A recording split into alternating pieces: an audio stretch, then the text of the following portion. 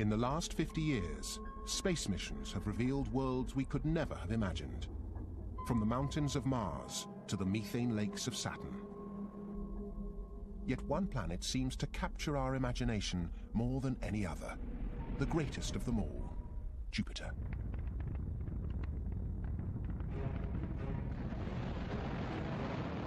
Most of what we know about Jupiter comes from one space mission, Galileo, launched aboard the space shuttle Atlantis in 1989.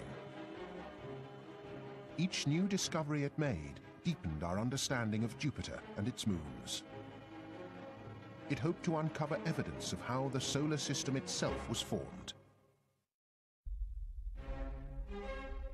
11 times bigger than Earth, yet probably without a solid surface, Jupiter is a ball of gas and liquid 145,000 kilometers across, with lightning superbolts 1,000 times more powerful than the strongest strikes on Earth, and a ring system like Saturn's, but too faint for our telescopes to see. The Great Red Spot, a single vast storm with 250-mile-an-hour winds, so huge it could swallow the Earth 3 times over. 63 moons orbit this giant. Galileo set out to study 4 of them: Io, Europa, Ganymede, and Callisto. Each of which would be a beautiful target for a space mission in and of itself. Scientists expected dead and lifeless worlds 800 million kilometers from the Sun. Io, Jupiter's closest moon, is slightly larger than Earth's own moon, but Io is far from lifeless. Huge plumes of sulfur dioxide reach hundreds of kilometers into space. Very peculiar surface with reds and yellows. Someone nicknamed it the pizza moon. Ganymede, the largest moon, is a world of scars and frozen slush. And Europa, most mysterious of all, its icy surface may hide a liquid ocean below. And where there's water, there could be life. A new generation of probes is set to explore the mysteries of the Jovian system: Juno, Europa Explorer, and the underwater probe Endurance. 3 missions with one goal: to reveal the secrets of these alien worlds.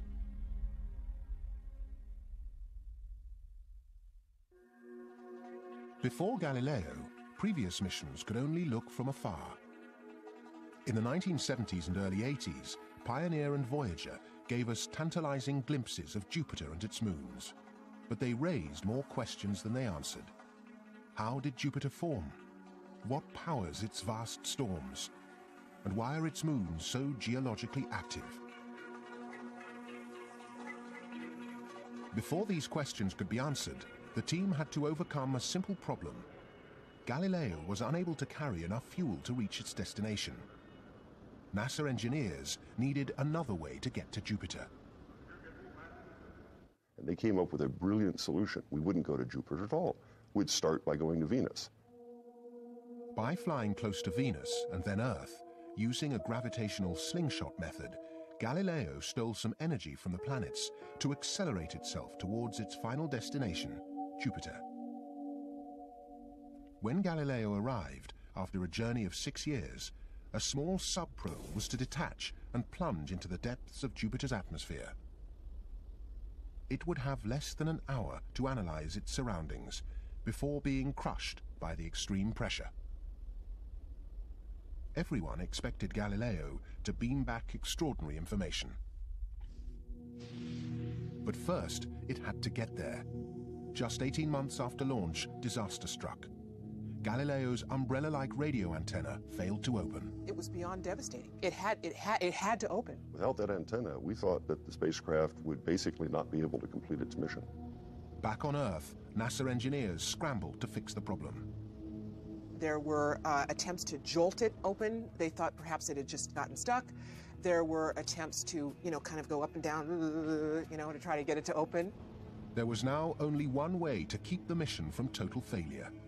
Use Galileo's secondary low-gain navigation antenna to send data back to Earth. But there was a big problem. The low-gain antenna transmitted 10,000 times slower. just a few percent of the data Galileo gathered would ever make it back to Earth.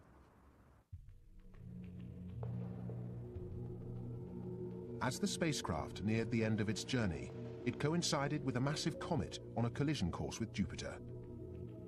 Galileo was in an ideal position to watch.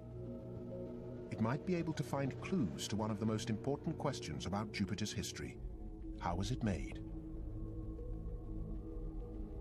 Previously, scientists believed that Jupiter was made from the leftovers from the birth of the Sun, a primordial planet frozen in time. If this were so, then the Sun and Jupiter would have very similar chemical compositions. The comet's impact would stir up chemicals from below the surface, enabling the team to analyze them and see if the theory held true. They were about to get more than they bargained for. I just couldn't believe that we were going to get a chance to see one body in the solar system smash into another one. We had an up-close and personal view of this unique event. The comet's name was Shoemaker-Levy 9. David Levy was part of the team that first discovered it. This was going to be the first time that a comet collided with a planet, the first time in recorded history. And we had no idea what we were going to learn from it. The day arrived. On mountaintops and in space, more telescopes were trained on the same part of the sky than ever before. As the comet approached, Jupiter's massive gravity tore it to pieces. 20 separate fragments would strike the planet, some more than 1.5 kilometers across. Astronomers across the globe were about to witness something amazing. One by one, the fragments hit. The largest released as much energy as 300 million atomic bombs. A fireball shot 3,000 kilometers above the top of Jupiter's clouds. Each fragment produced a separate impact cloud, visible as dark black bruises in Jupiter's southern hemisphere. They were the size of the Earth. The first thing we saw with each impact was either the plume of dust and gas, as seen by either Galileo or the Hubble Space Telescope. The next thing we saw was the formation of the large jet black cloud all over Jupiter's southern hemisphere.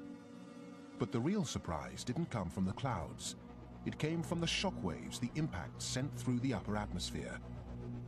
There was only one explanation, and to astronomers, it was a revelation. When Shoemaker-Levy 9 crashed into Jupiter, it's sort of like a rock going into a pool. It sent out waves, and the speed of the waves depends on the amount of water in the atmosphere. And the speed was faster than we thought, and so we inferred that there was more water than we had expected. You can sort of see it here. Well, you can see the ripples spreading out. And it was the speed at which the circles grew that told us there was more water than we expected. The discovery was a surprise. It meant that the composition of Jupiter was different from that of the Sun. It threatened to overturn everything scientists thought they knew about Jupiter's formation. A new theory was needed. In 17 months, Galileo would arrive and analyze Jupiter's chemistry firsthand. Only then could the team hope to solve the mystery.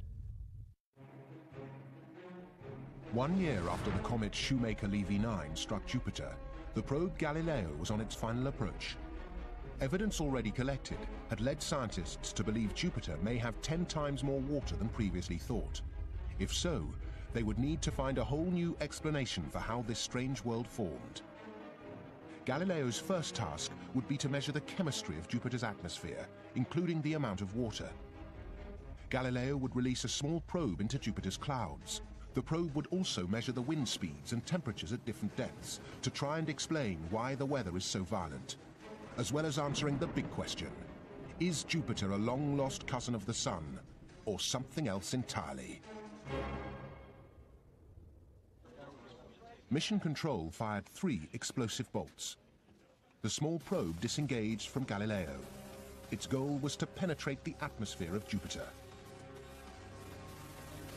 With the probe on its way, Galileo fired its engines, setting a new course to bring it into orbit around Jupiter. The images it took were thousands of times more detailed than any taken before. Then, 2 months out, there was a disaster. the tape deck used to record the vital data jammed. What they discovered was that this tape recorder, if it was run at very high speeds, was prone to the tape actually getting hot and sticking. And so we re-engineered the mission so that we would only use the slow speeds of the tape recorder, and we didn't use the whole thing. So that, coupled with the antenna, really limited the amount of data and how fast we could send the data back to the Earth. The malfunctioning tape deck was a bitter blow. 5 months had elapsed since Galileo launched its probe. Soon it would plunge into Jupiter's atmosphere to measure its water and other elements. After the impact with the comet Shoemaker-Levy 9, scientists were left with fundamental questions about how Jupiter and the planets formed. Could this tiny probe give them the answer they had been waiting for? The small probe needed to enter Jupiter's atmosphere at precisely the right angle. Too steep and it would burn up, too shallow and it would be thrown off course. Everything was calculated to just go in at just the right angle, and it had a big heat shield that was protecting it. Very tense moments as this probe went in. 2 minutes of aerodynamic braking slowed the probe to the speed of sound. A drogue parachute was deployed. Then, silence. There's a period when a probe goes in where you can't receive radio signals from the probe because of the tremendous heat that's being generated as the probe hits the atmosphere. As the probe slowly descended through 200 kilometers of atmosphere, it collected the data and relayed it back to Galileo and then to Earth. And it's trying to measure all the components that are going into Jupiter. What is it made out of? Sulfur. What are the noble gases? The neon, the argon, the krypton. How much is there? How much water is there? As the probe dived into Jupiter's atmosphere, scientists were convinced they would find the layer of water vapor the comet had revealed, giving vital clues to the planet's creation. And I even announced a prediction at a scientific meeting, offering to bet anyone in the audience $10 that the probe would find more than a certain amount of water. But instead of water, the probe drifted through thin, wispy gases. It had flown into a downdraft, a dry gap in the clouds. Where was the water they had expected to find? Jupiter must have both dry areas and wet spots. What they discovered was that Jupiter has some long-term weather patterns, spots that move around that they didn't really realize were there before. The probe went deeper still, but there was almost no evidence of water. Less than an hour's worth of data was about to trigger a revolution in our understanding of how the solar system formed. The probe detected a high proportion of heavier elements like argon, krypton, carbon, and nitrogen. It found levels 2 to 3 times higher than found in the Sun. These elements only condense at extremely low temperatures, lower than the temperature found at Jupiter's present position. We learned that the atmosphere of Jupiter has chemical constituents that came in with very cold material from the outer solar system. For astronomers, the discovery was a bombshell. The presence of these elements meant Jupiter must have formed in a different way from the Sun. This little probe, in one felt swoop, showed us that all of our ideas of how planets were formed were wrong. We didn't understand how the planets were made, and we didn't understand the early solar system. The small probe's discoveries shocked the scientific community. Could the giant planet have formed further out in the solar system where it's colder, then migrated into its current position?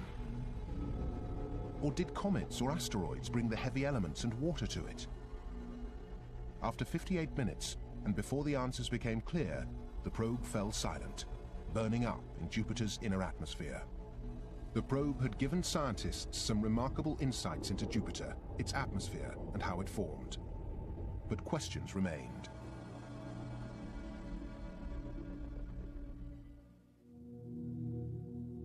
In 2011, a new mission, Juno, will attempt to find answers, closer to Jupiter, and gather more information than ever before. What we're really after with Juno is the ingredients from the ingredients of Jupiter, we're going to figure out the recipe.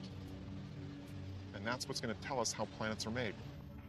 With the probe having completed its work, it was now time for Galileo, 200,000 kilometers above Jupiter, to turn its attention to another long-standing mystery, the planet's weather. How can storms 3 times the size of Earth get so big and last for over 300 years?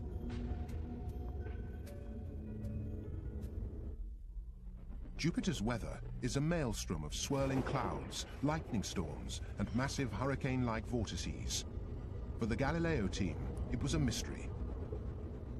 On Earth, weather like this is powered by the heat of the sun, but Jupiter is 800 million kilometers away, so there must be some other source of power.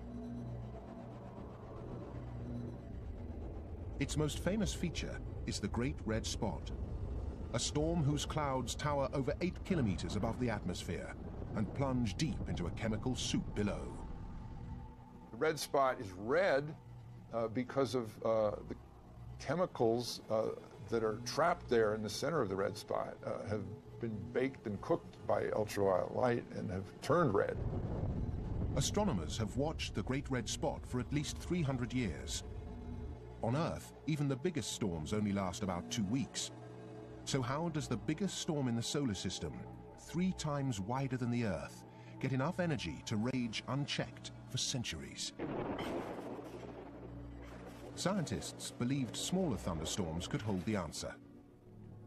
In order to solve the mystery, they had planned to video the Great Red Spot and other smaller storms in action. The Galileo team hoped that understanding the mechanics of these turbulent weather systems would reveal the source of their power. With the high-gain antenna out of action, this simple solution wouldn't be possible. The team back at Mission Control needed a new approach. Instead of making long, continuous movies, we made 3-step movies.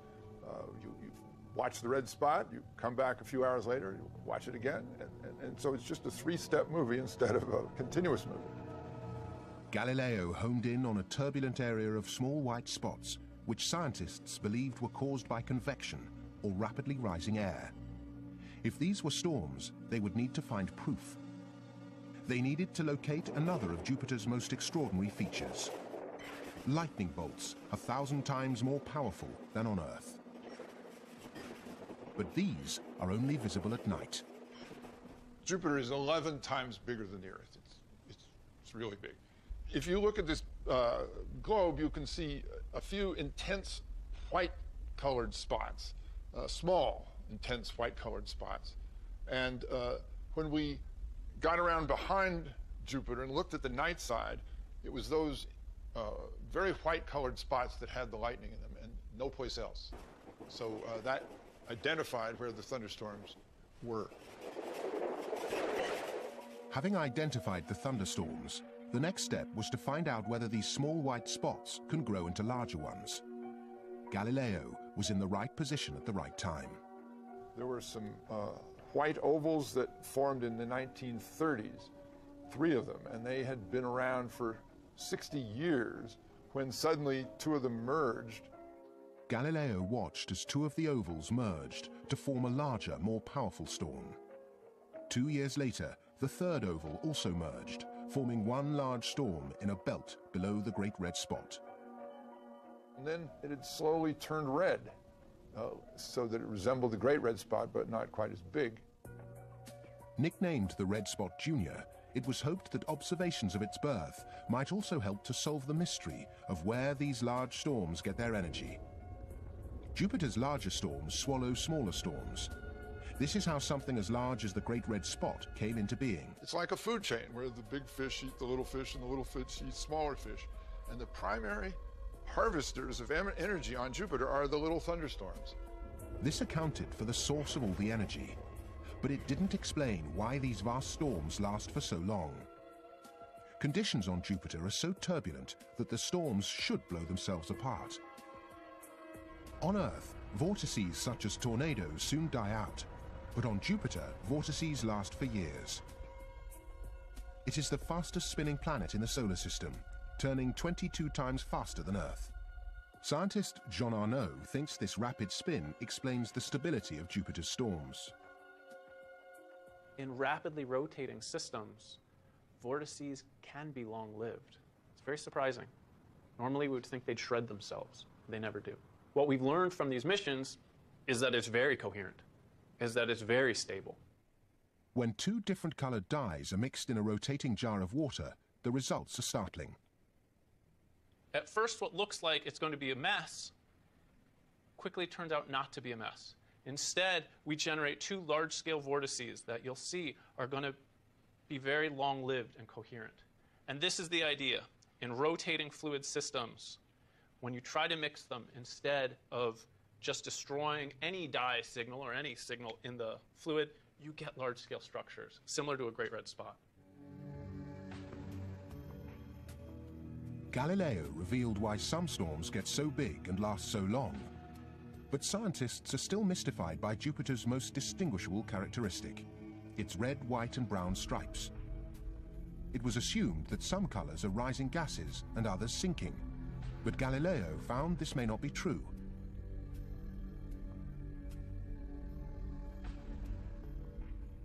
Although its atmosphere is hundreds of kilometers deep, only the surface layer is visible. Here, high-velocity winds blow in opposite directions, causing these multicolored patterns to be dragged across the surface. The colored bands are associated with vertical motion, and some of them are mapping out rising motion, and some of them mapping out sinking motion. It may be that the rising motion happens at one level, and the sinking motion happens at the same bands, but at a different level. Scientists will have to wait until the Juno mission in 2011 to look through the top layer of Jupiter's atmosphere and see just how the planet is spinning.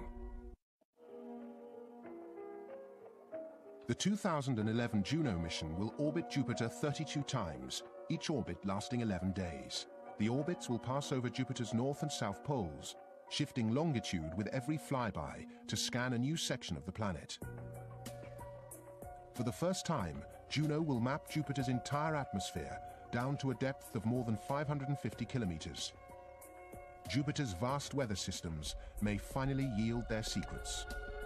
Scientists now realize that the planet's fast rotation maintains Jupiter's long-lived storms, but more importantly, it also drives Jupiter's most powerful force, its magnetic field. And we can study that system and compare it with what goes on at Earth and learn a lot that will help us understand Earth as well. The Earth's magnetic field is generated by the churning motion of molten iron around the core. Jupiter is made of gas, but at its core, the hydrogen is so compressed it acts like liquid metal. The magnetic field is created deep down in the planet where the pressures are so great that the hydrogen in Jupiter has become metallic. It actually behaves like a metal. And so it's moving around and currents are being created. And these manifest themselves out into the magnetic field that surrounds the planet. The metallic hydrogen churning in Jupiter's core creates an incredibly powerful magnetic field around the planet. It stretches across the solar system to Saturn and beyond, holding in its grasp charged particles and gases. It's enormous, 50 to 100 times Jupiter's size going across, and the tail is dragged out by the solar wind all the way back to Saturn's orbit. Jupiter's magnetic field is massive. If it could be seen from the Earth with the naked eye, it would appear larger than our moon. It's also strong enough to divert the constant stream of sulfur emitted from the huge volcanoes on Jupiter's closest moon, Io. This material also funnels down towards Jupiter's poles, creating a breathtaking light display. Like Earth, Jupiter has northern and southern lights, called aurora. For the first time, Juno will analyze the charged particles and magnetic fields that create these huge displays. We're flying close, we'll dive underneath the radiation belts and out the other side. And we'll fly through the charged particles that bombard and light up the atmosphere with the northern aurora. The team hopes the study of Jupiter will yield a better understanding of the dynamic processes that create Earth's own magnetic field. But the Jovian system has other secrets to offer. Its moons are not cold and inactive, but dynamic worlds that may hold the answer to the ultimate question. Is there life beyond Earth?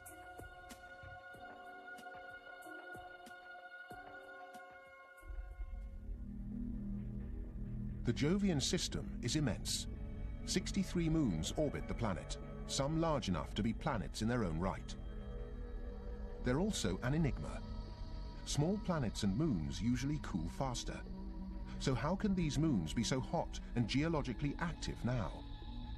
The answer may contain a clue to the holy grail of science.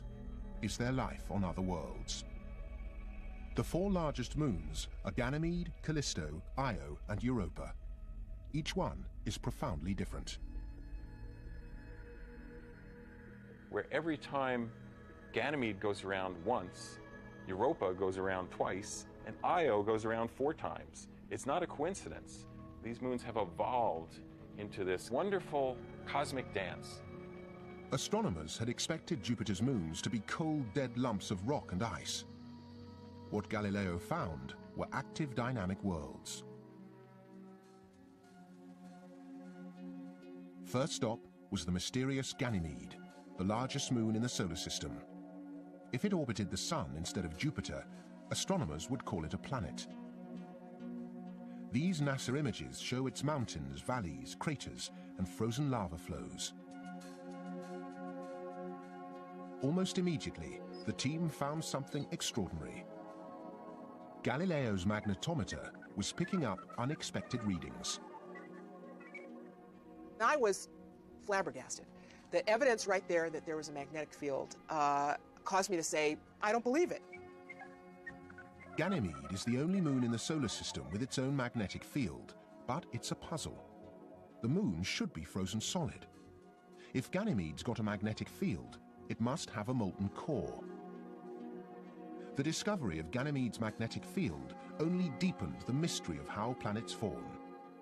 Something must have happened in Ganymede's past, something catastrophic enough to have heated up this moon. Galileo showed us that Ganymede is a fascinating world, one that's gone through a very complex history, a world in its own right. But as well as detecting Ganymede's normal magnetic field, Galileo found a second varying field. That's telling us there's probably also a liquid water ocean within Ganymede. Scientists suspected this ocean was buried deep beneath the moon's rocky crust. The team was eager to investigate, but Galileo's orbit meant it had to leave Ganymede and move on. More surprises lay ahead. Next was the outermost of Jupiter's 4 largest moons, Callisto, cold and rocky. The oldest and most heavily cratered landscape in the solar system, its surface is scarred with ancient meteorite impacts. Scientists were perplexed by craters with strange bright rims. It seemed dark surface material had slipped away, exposing the lighter material below. Nothing like it has ever been seen on Earth. So what's the material made of that's slumping down? What's the process that's causing it to slump off? And it certainly proved to be a much more interesting body upon close examination than we ever thought. Although the surface is minus 170 degrees Celsius, Galileo's data suggested that just like Ganymede, Callisto can't be frozen solid.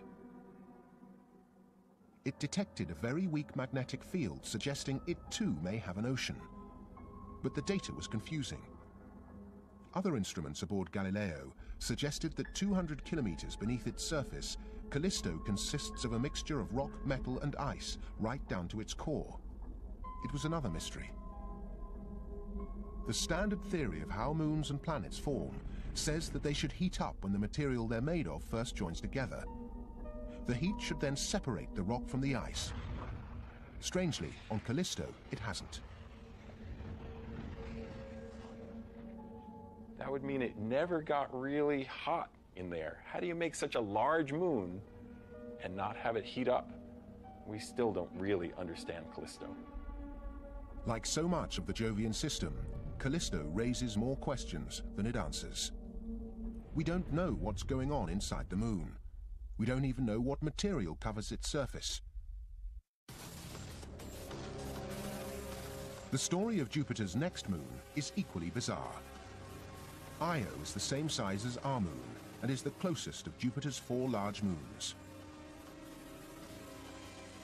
It's the most volcanically active body in the solar system, with over 400 volcanoes, up to 200 kilometers across. If you could have a bird's eye view of Io, it would be really extraordinary. You would see these plumes that are hundreds of miles high, these enormous lava flows, and big lava lakes just boiling and bubbling away on the surface that is all really strange and has these colors of pepperoni pizza. Volcanoes constantly reshape Io's surface. Galileo's pictures were totally different from the ones Voyager had sent back some 20 years before. But how can a landscape change so dramatically in such a short space of time? Huge craters seem to come and go. The cause of their disappearance seems to be giant plumes of sulfur-rich gases shooting around 320 kilometers above the surface. We concluded that it was the plumes that were depositing fine material on the surface and actually erasing these craters over long periods of time. But as with Jupiter's other moons, there was a further mystery. This much volcanic activity requires an immense amount of heat. But where had it come from? Io, 800 million kilometers from the Sun, should be too cold, but clearly it wasn't. Could the answer be gravity? Jupiter's gravitational field keeps Io in orbit, but as it goes around, it passes on the inside of Jupiter's other moons. Their gravity pulls Io in the opposite direction. That distorts Io's shape. It's the distortion that creates the heat. As Jupiter's large moons orbit around the planet, they're pulled and pushed and squeezed as they go around in their orbits. And this creates heat, friction, and causes melting within Io of the rock to power its volcanoes. It raises tides on Io, very much like the moon raises tides on the oceans on Earth. Only on Io, the whole surface goes up by over 300 feet. Can you imagine what it would be like on Earth, like here in Los Angeles, if the crust of the Earth was rising 300 feet? It was an astonishing discovery. A world pulled apart, shaped by violent forces. Yet, as amazing as it sounds, of all Jupiter's moons, Io may not be the strangest. The next moon on Galileo's path was Europa. Its surface is covered in strange geological shapes and parallel tracks that cut across the ice. It's an ice world with an extraordinary secret. Could it harbor the ingredients for life?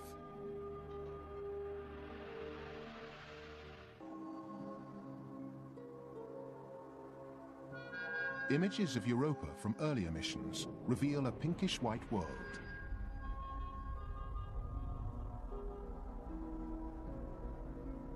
But Galileo found fewer meteor craters than expected.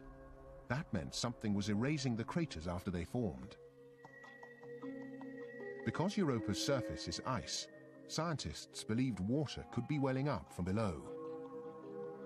This moon was so intriguing, the team wanted a better look. But to do so would mean spending more time at Europa than planned. The original schedule called for only 3 flybys of the moon Europa, but the evidence was so compelling that it compelled the mission to be extended in length and to go back several more times. Galileo's first job was to image the moon in greater detail. The question was, how active is Europa's surface? Are the processes that erase impact craters fast or glacially slow? The team began by assuming the process could take billions of years. That assumption changed fast. I'm listening to them discussing the age of Europa's surface dropping. Oh, well, maybe it's a couple billion years old. And then the next flyby, well, it might even be 100,000 years old. And then the next flyby, it may be currently active. While measuring Europa's magnetic field, Galileo uncovered another mystery. As the moon orbits Jupiter, its magnetic field shifts. Europa must have a conductive layer which allows Jupiter's magnetic field to pass through it. There is only one thing that could have caused this, and it was a big surprise for the Galileo team. we were able to interpret these signatures as being produced by a global ocean beneath the surface of the ice. Scientists believed Europa's ocean was vast, covering the whole globe to a depth of 160 kilometers, making it the largest body of liquid water in the solar system. If this was the case, the team would first have to address a fundamental problem. Europa's surface temperature can reach minus 93 degrees Celsius. Why doesn't such a huge ocean so far from the sun freeze? Astronomers thought the answer to this question might be the same one that drives the volcanoes on Io. Jupiter's gravity stretches and compresses the moon, creating heat within. It's the heat that keeps the surface in constant motion. This could also explain some unusual features found on Europa. Galileo images showed that ridges crisscross the surface of Europa. These are bizarre features that travel across the surface for up to 1,000 kilometers, and typically in pairs. That is, a ridge with a depression in the middle and another ridge. These are bizarre features like nothing we see on the Earth. At first, these ridges were a puzzle, but researchers soon came up with a solution. Planetary scientist Bob Pappalardo reproduces the effect with ice blocks in the lab. As Europa is flexed by Jupiter's gravity, its surface bends and cracks and makes fractures through the ice. Well, as it's squeezed and bent, the ice slides back and forth along these fractures. Now, this can create heat as these blocks move by one another. And that heat can warm the ice on either side of the block, and that warm ice rises up to form these strange ridges that we see, these tracks that seem to go across the tundra of Europa. Galileo revealed a world in constant motion, evidence of heat hidden below the ice. Flows of material on the surface are possible evidence of ice volcanoes or geysers.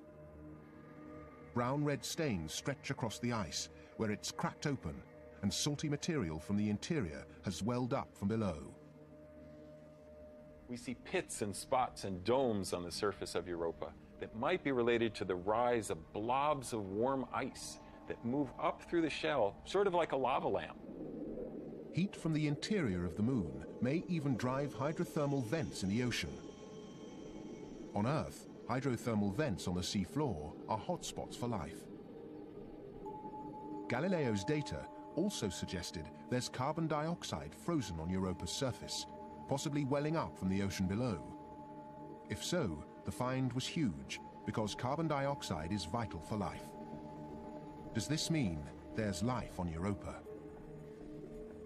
I'm in the camp that where there's water, there's a very good chance that there's life, and where there's materials for that life to use. And on Europa, we seem to have the materials and we have the water. If we search and find life within the ocean of Europa, that'll be an enormous leap in understanding whether we're alone in the universe or whether life may be everywhere. The search for life is an irresistible lure.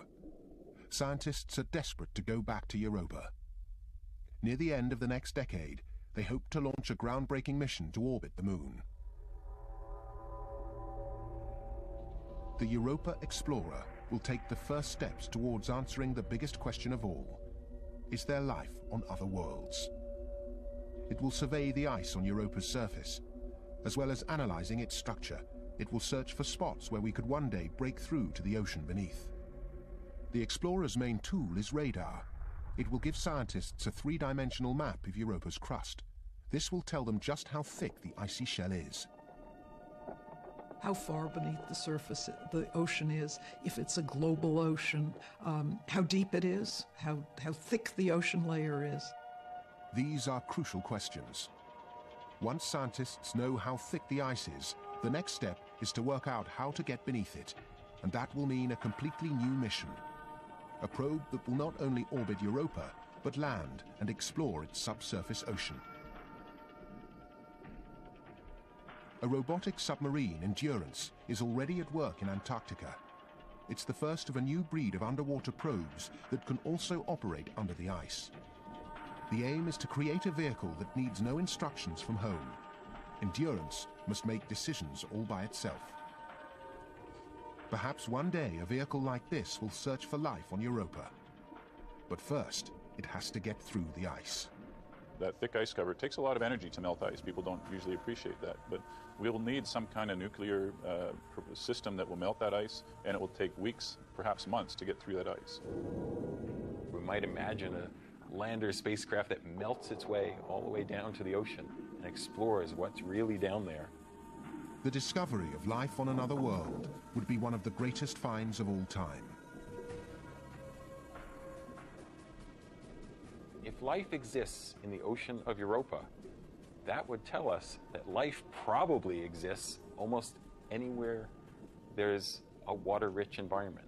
That would be an amazing discovery. Jupiter and its moons have already transformed our understanding of our place in the solar system. Now new missions to Europa may finally prove that life on Earth is not unique. And if there's life on two worlds, then why not on many? Jupiter and its moons may one day give us hope we will find not just life, but intelligence out among the stars.